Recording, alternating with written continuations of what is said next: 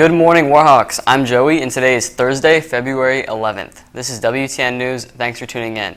Today is the 11th day of Black History Month. On this day in 1990, Nelson Mandela was released from a South African prison after 27 years as a political prisoner. Here's Nick and Lauren from Rho Kappa giving us some more information about Black History Month. Good morning, Warhawks. My name is Lauren. And my name's Nick. And we are members of Rho Kappa National Social Studies Honor Society. And we are here today to share some important and interesting history with you. As you probably know, February is Black History Month, a time when we stop to recognize and celebrate the contributions of many great African Americans. But did you know that this week marks some important anniversaries of milestones in Black history?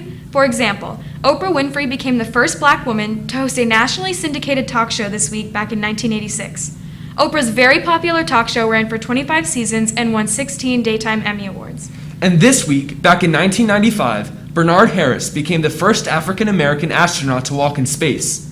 It was always a dream of his to be an astronaut, and he never gave up. After his first application to NASA, it was declined. Harris reapplied and was eventually invited to join the elite astronaut training group in 1990. He was given his first assignment, the Space Shuttle Columbia, in the spring of 1993. And 2 years later, Harris returned to space and made history as the first African American spacewalker, testing the temperature resilience of spacesuits. He went on to log more than 438 hours and travel over 7.2 million miles in space. But perhaps the most significant anniversary that falls this week in history is this Friday, February 12th. It marks the 113th anniversary of the founding of the National Association for the Advancement of Colored People, more commonly referred to as the NAACP.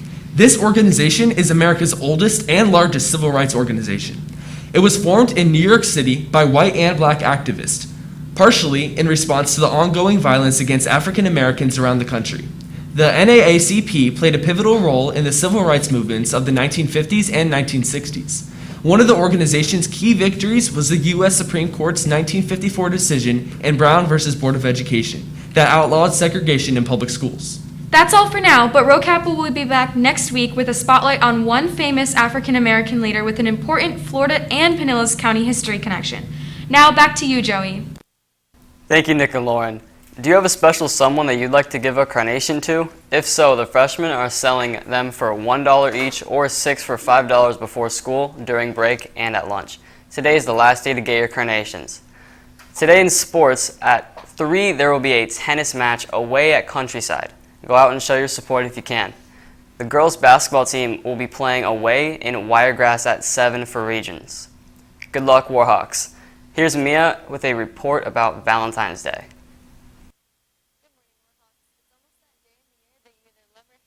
Valentine's Day. Whether you're looking forward to spending it with a boyfriend or girlfriend, you're waiting for it to pass, or to you it's just another day of the week. That doesn't mean you can't have this Valentine's Day to yourself. Sit back, relax, maybe have some chocolate and appreciate yourself. It doesn't matter what everybody else is doing on this day. Use this day to pamper and love yourself. Enjoy some good food, watch some movies, and think about how amazing you are. In the end, this day is all about you, and it's going to be as good as you make it. Now back to you, Joey. Thanks, Mia. As you may know, Valentine's Day is Sunday, so here's a motivational video about loving and caring yourself to do better and better yourself. You owe it to yourself to be great. You owe it to yourself. Some say they're selfish. Some might say they owe it to their family to be there for them. Let me tell you something. You owe it to your family to set an example. An example of someone who lives the life they want to live. A strong example of a strong human being. You owe it to everyone you love to set an example of what a great life looks like, so they can follow in your footsteps. Settling for less, it stops with you.